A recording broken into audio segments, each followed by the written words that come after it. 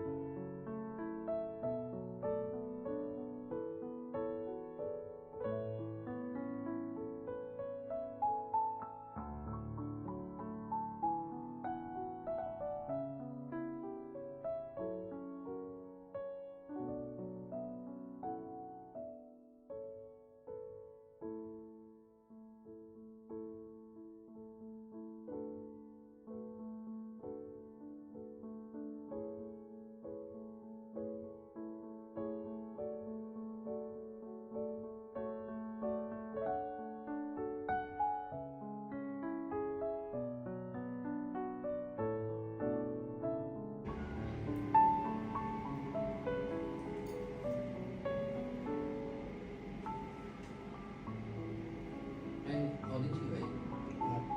có đến chữ ấy rồi mình có phải khóc thì đây nó bạn tốt đi mà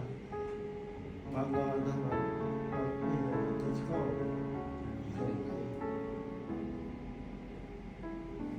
đây nó đọc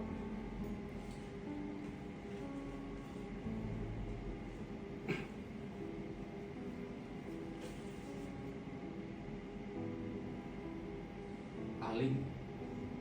người mở đó